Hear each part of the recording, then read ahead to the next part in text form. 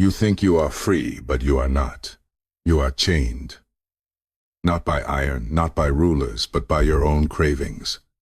They pull your strings like a puppet master and you dance. You may call it choice, but it is slavery. The Stoics warned us long ago. The greatest chains are invisible, and the strongest prisons are built inside the human heart. Look at the world today. Men and women chasing money until their bodies collapse. People desperate for likes, for approval, for attention, from strangers who do not care. Others drowning in addictions to pleasure, to comfort, to recognition. All convinced they are in control, yet in truth, they are controlled. They are slaves, not to tyrants, but to desire. Seneca wrote that no man is free who is a slave to his body.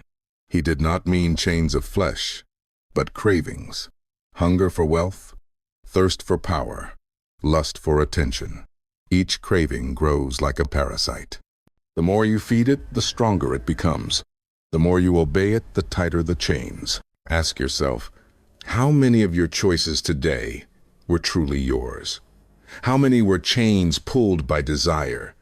Did you eat because you were hungry, or because craving whispered? Did you work because it mattered, or because you feared the loss of recognition? Did you buy because it was needed, or because you wanted to feel alive for a moment? There is a story of a man named Adrian. He built a business from nothing, rose to wealth, gained recognition. Yet the more he achieved, the more restless he became. He thought freedom would come with success, but instead his desires multiplied. Bigger house, faster car, more status. Each achievement only birthed another craving. Late at night he confessed, "I have everything, yet I am owned by everything." His wealth was a palace, but it was also a prison. The Stoics saw this clearly. Desire is never satisfied. It is like salt water. The more you drink, the thirstier you become. You think one more purchase, one more success, one more indulgence will quiet the hunger. But the hunger grows, the chains tighten. You do not own your desires, they own you. Imagine standing in a crowded marketplace, voices shouting, hands pulling, each vendor promising joy if you only buy. That is your life under desire. Pulled in every direction, scattered, exhausted, enslaved. Now imagine the opposite. Imagine walking calmly, desires quiet, heart steady, mind free. Nothing to prove, nothing to crave, nothing to fear. That is the Stoic path. But first, you must admit the truth. You are not as free as you believe. You are chained, not by rulers, but by cravings. And until you face them, they will rule you. The discipline of desire begins with honesty. Freedom begins by naming your chains. So pause. Look at your life. What owns you? What craving drives you? If it were taken away today, would you collapse, or would you still stand? The answer will tell you who the master is and who the slave. The Stoics remind us, he who conquers himself is the greatest conqueror of all. The first battle is not against the world, it is against your own desire. Win that battle, and no one can rule you again. Desire is endless. It has no bottom. Seneca compared it to a pit that can never be filled. Throw gold into it, and it swallows it whole. Throw pleasure, and it swallows that too. No matter what you feed it, it whispers the same word, more, always more. Look at the pattern of desire. As children, we long for toys. We think, if I only had that, I would be happy. Then we grow, and the toys become gadgets, cars, houses, recognition. The shape of the desire changes, but the hunger remains. You reach one mountain, and another appears. You climb again, only to find another peak beyond it. Life becomes an endless chase.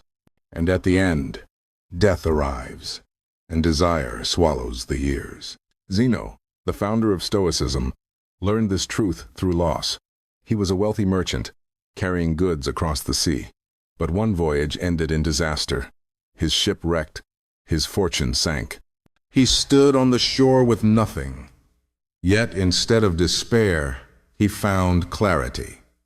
He later said, "I made a prosperous voyage when I suffered shipwreck, for it taught me to desire less. From ruin came wisdom.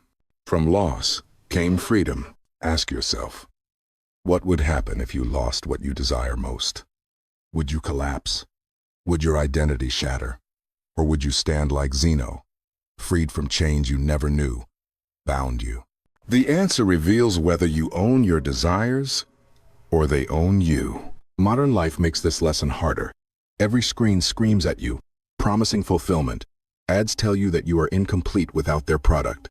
Social media shows you 1,000 lives more glamorous than yours. Desire today is not natural.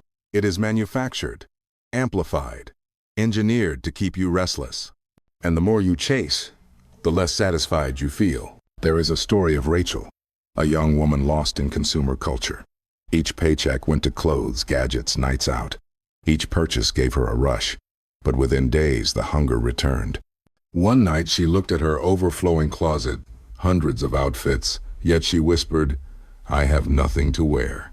That night she realized the truth. Desire is not about things. It is about emptiness, and no possession can fill it. The Stoics did not preach denial of all desire. They taught discipline. They understood that some desires are natural and necessary, like food, shelter, health. These are limited, and when met, bring peace. But most desires are vain, unnecessary, without end. To chase them is to be enslaved. To control them is to be free. Ask yourself, how many of your desires are truly necessary? How many are manufactured by culture, by comparison, by fear? If you strip them away, what would remain? Bread, water, sunlight, friendship. These are enough, more than enough. The nature of desire is to whisper that you are incomplete. The discipline of desire is to answer, "I am already whole." The world says, "Want more." The Stoic says, "Want less." In that less, you discover freedom. So pause now. Look within. What do you crave? What whispers keep you restless? If you can see desire for what it is, endless and empty, you can begin to master it.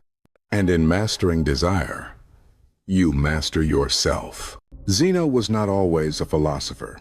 He was once a merchant sailing the seas with a ship full of goods, a man of wealth and ambition. Then came the storm. The waves rose like mountains, the ship cracked like bone, and everything he owned sank into the dark. When the sea grew calm again, Zeno stood on the shore with nothing. His wealth was gone. His status was gone. His life, as he knew it, was gone. Most men would have collapsed. Zeno found freedom. He later said, "I made a prosperous voyage when I suffered shipwreck, for it taught me to desire less." This is not just history, it is revelation. Zeno lost everything, but in that loss, he discovered truth. He saw that desire had chained him, and when the chains were broken by disaster, he stood free. From the ashes of ruin, he built Stoicism, a philosophy rooted not in having more, but in mastering desire. The lesson is timeless. You may not lose a ship, but you will lose. Jobs vanish, money fades, relationships end, health declines. Loss is certain. The question is, will it break you, or will it free you? Think of your own life. What desire rules you so deeply that losing it would feel like death? Is it money, status, comfort, approval? If that ship sank today, would you drown with it? Or would you rise like Zeno, discovering that you are stronger when you need less? Seneca reminded us that fortune can take everything but the freedom of the mind. If your happiness depends on possessions, you are not safe, you are enslaved. But if your peace rests within, no storm can touch you. There is another story of Epictetus, born a slave. His master once twisted his leg until it broke. Epictetus calmly said, "If you keep twisting, you will break it." And when it snapped, he simply said, "Did I not tell you?" From that pain, he learned the same truth as Zeno. Freedom is not given by fortune. It is claimed by discipline. Even in chains, Epictetus was freer than men who bowed to their desires. Ask yourself, who is freer? The rich man enslaved by craving, terrified of loss, or the poor man who desires little and fears nothing? The Stoics answer clearly, the one who desires less is always freer. Ancient voices still speak to us because their struggles were human, the same as ours. The fire of desire burned then, as it burns now. And the discipline of desire set men free then, as it can set you free now. The stories of Zeno and Epictetus are not distant myths. They are mirrors. They ask, what storm would free you? What loss could reveal that you were chained? And what discipline could make you untouchable, even in ruin? If ancient men were enslaved by gold and empire, today we are enslaved by screens and noise. Desire has grown louder, sharper, more relentless. It is not whispered, it is shouted. Every advertisement tells you, you are not enough. Every platform shows you lives shinier than your own. Every screen pulls your eyes, your attention, your hours. The chains of desire have not vanished. They have multiplied. Think of social media. You scroll, craving recognition, craving the small hit of approval from a like or a comment. Each one feels sweet, but it fades in seconds, leaving you hungry again. Desire does not sleep, and the more you feed it, the hungrier it grows. Think of advertising. Companies spend billions to keep you restless. They tell you your body is not good enough. Your home is not big enough. Your life is not glamorous enough. And then they sell you the illusion of completion. But as soon as you buy, the hunger returns. You are not consuming. You are being consumed. There is a story of Daniel, a young professional. Every day he worked long hours to buy more. New car, new clothes, new gadgets. Each purchase gave him a brief high. But soon it vanished, and he was restless again. He confessed one night, I feel like I am on a treadmill, running, but never arriving. His life was not freedom. It was slavery disguised as success. Ask yourself, are you free, or are you running too? How much of your time is spent chasing what others tell you to want? How often do you feel restless, even after getting what you thought would satisfy you? These are not accidents. They are traps, built to keep you chained. The Stoics saw desire as a fire. Today, that fire is fed daily by culture. But you are not powerless. You can choose to step back. You can choose silence over noise, gratitude over craving, presence over comparison. Epictetus warned, when you desire what is not in your control, you will suffer. Today, much of what you crave is not in your control. Status, beauty, recognition. You chase shadows, and shadows slip through your fingers. But if you train yourself to desire less, to need little, to align with virtue, then you walk free. So pause now. Look at your life. Where are the traps? Which chains have you wrapped around yourself? Which cravings are stealing your hours, your peace, your soul? And ask, what would happen if I let them go? The modern world will not stop feeding desire, but you can stop eating what poisons you. You can choose the discipline of desire. You can choose freedom. Desire is not the enemy. The Stoics never said to extinguish it entirely. Desire is energy. It is the fire that pushes a man to build, to love, to create. But fire must be contained. If left wild, it consumes everything. If controlled, it gives warmth, light, and power. Discipline is not about denial. Discipline is about direction. Most people confuse freedom with indulgence. They think freedom is saying yes to every craving, eating whatever they want, buying whatever they want, chasing whoever they want. But that is not freedom. That is dependence. That is addiction. Freedom is not the ability to say yes. Freedom is the ability to say no. Seneca wrote, "It is not that we should be without passions, but that we should be in control of them. To master desire is not to kill it, but to channel it. The man who desires knowledge grows wise. The man who desires justice becomes fair. The man who desires fleeting pleasure becomes empty. It is not desire itself that destroys. It is undisciplined desire. There is a story of Marcus Aurelius. He was emperor, surrounded by temptations of power, wealth, and indulgence. He could have surrendered to them. Yet in his writings he constantly reminded himself to stay humble, to live simply, to act with virtue. He desired, yes, but his desire was disciplined. He longed for wisdom more than luxury, for service more than indulgence. His discipline made him free, even while ruling an empire. Now contrast that with Nero, another Roman ruler. His desires were wild, unchecked. He craved pleasure, power, recognition. He spent fortunes on extravagance, killed those who opposed him, indulged in endless excess. In the end, he was hated, feared, and destroyed by his own cravings. One emperor desired with discipline and is remembered with respect. Another desired without control and is remembered with disgust. Ask yourself, which are you becoming? Are you channeling your desires toward growth? Or are you enslaved by cravings that lead nowhere? When you say yes, is it strength or is it weakness?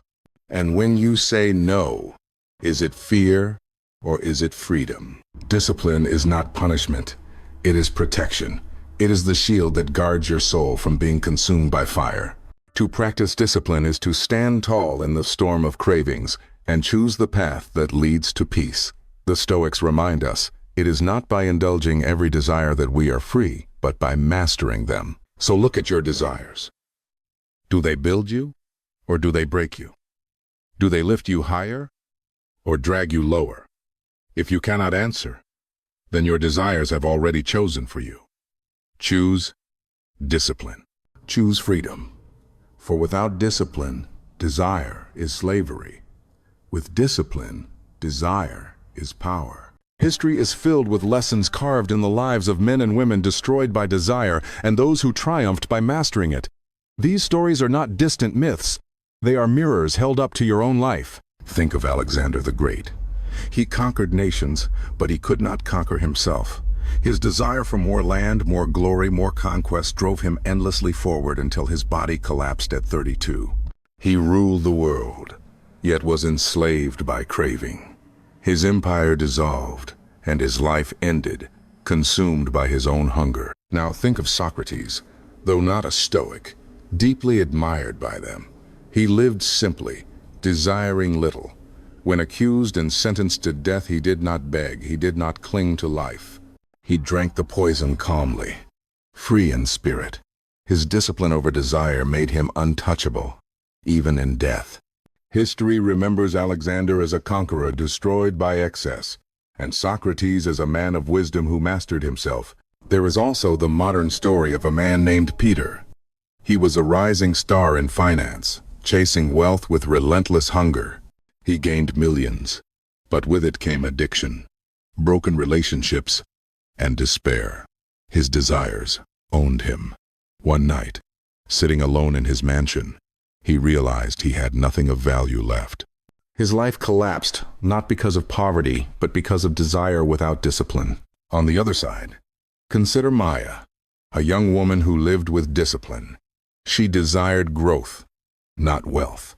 She practiced restraint, saved wisely, chose experiences over possessions. While her peers chased endless status, she built a life of peace. Years later, she said, "I am not rich, but I am free." Her discipline gave her a wealth no craving could steal. Ask yourself, which story are you writing? Will your desires consume you like Alexander, like Peter, leaving ashes behind? Or will your discipline free you like Socrates, like Maya, leaving peace and legacy? The Stoics remind us that craving is easy. Discipline is hard. But craving leads to chains, while discipline leads to freedom. Craving gives a moment of pleasure. Discipline gives a lifetime of peace. Seneca wrote, "It is not that we should live long, but that we should live well." To live well is to master your desires. To master your desires is to claim your freedom. And in freedom, you find life. So look to history. Look to today. Look to your own life. The stories of collapse and triumph are written everywhere. Which story will you write with your hours, your choices, your desires? The answer is not tomorrow. The answer is now. The Stoics knew that desire could not be defeated by words alone. Philosophy is not enough. To master desire, you must train. Just as the body grows strong through exercise, the mind grows free through practice. They called these practices voluntary hardship, moments of chosen difficulty to remind the soul that it needs little and that it can endure much. Seneca often slept on the floor, even though he was wealthy, to remind himself that comfort is a luxury, not a necessity. He would eat plain bread, drink only water, and ask himself, is this what I feared? By lowering his dependence on comfort, he grew fearless. Desire loses its grip when you learn that you can live without its promises. You can practice this too. Fast for a day, and you will discover how little food you truly need. Walk instead of driving, and you will discover strength in simplicity. Turn off your phone for a weekend and you will discover how restless desire has made you. Each exercise strips away illusion and reminds you that you are stronger than your cravings. There is a story of Lucas, a young man who realized he was chained to his phone. Every spare moment he scrolled, hungry for distraction, restless without it. He challenged himself. One week, he put the phone away each evening after 6. The first nights were agony. He felt empty, anxious, lost. But then, something shifted. He began to read, to write, to talk to his family again. He said later, "I did not lose anything. I gained my life back." By practicing discipline, he broke the chain of desire. The Stoics also practiced reflection. Epictetus urged his students to examine every desire and ask, is this within my control? Is this truly necessary? Will this bring me closer to virtue? Reflection slows the fire, giving space between craving and choice. In that space lies freedom. Ask yourself, what desire rules you most strongly? Is it food, attention, comfort, status? Choose one. Then practice going without it for a time. Not to punish yourself, but to prove to yourself that you do not need it to live. The craving will scream at first, but as days pass, the voice weakens, and in its silence, you hear something else. Strength. Discipline is not built in grand gestures. It is built in daily choices. Every time you resist a craving, you train freedom. Every time you pause before saying yes, you grow stronger. Every time you choose virtue over indulgence, you loosen the chain. So begin today. Choose one exercise of hardship. Reflect daily on your desires. Practice saying no. In time, the cravings will lose their hold, and you will discover what the Stoics promised. That freedom is not in satisfying desire, but in mastering it. What waits on the other side of discipline? What is the prize of saying no to endless cravings? The Stoics answer with one word: freedom. Imagine a man who cannot be bribed because he desires nothing you can offer. Imagine a woman who cannot be broken because she needs nothing you can take. Imagine a soul at peace, not because life is easy, but because desire no longer rules. This is the reward of self-mastery. There is a story of a king who asked a philosopher, "What can I give you to make you happy?" The philosopher replied, "Step aside. You are blocking my sunlight."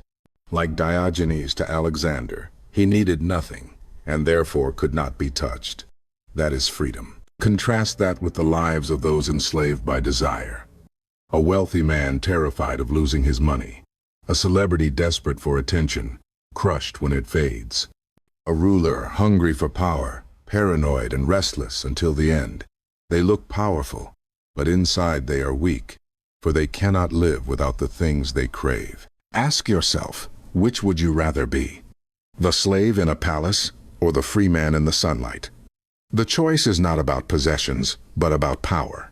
Do your desires own you, or do you own them? Seneca said, "The greatest wealth is a poverty of desires. To need little is to have much. When you desire less, every small joy becomes a treasure. A meal becomes a feast. A friend becomes riches. A quiet morning becomes a paradise. Self-mastery transforms ordinary life into abundance. There is also strength. The man who controls desire cannot be manipulated. No threat can move him. No promise can bribe him. He walks steady while others chase shadows. He is calm in victory and calm in loss. His power is not built on what he owns, but on what he can live without. And above all, there is peace. Craving is restlessness. Discipline is rest. When you master desire, your mind grows still. No storm of wanting shakes you. No loss terrifies you. You walk light, free, untouchable. This is the Stoic reward. Not wealth, not fame, not indulgence, but freedom. A freedom deeper than any law or empire can give. A freedom written not on the outside world, but in the heart of a disciplined soul. So pause now, and picture the life you could live if desire no longer ruled you. Picture the strength, the calm, the peace. That life is possible.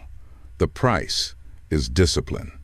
The reward is freedom. Desire will always be there. It whispers, it tempts, it burns.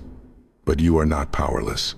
You have a choice: to obey it or to master it, to be a slave or to be free. The Stoics taught that freedom is not in satisfying every craving, but in breaking the chains of craving itself. He who needs little fears little.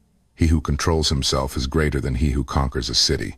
The man who masters desire walks untouchable through fortune and loss alike. Remember Zeno, who lost everything and found freedom.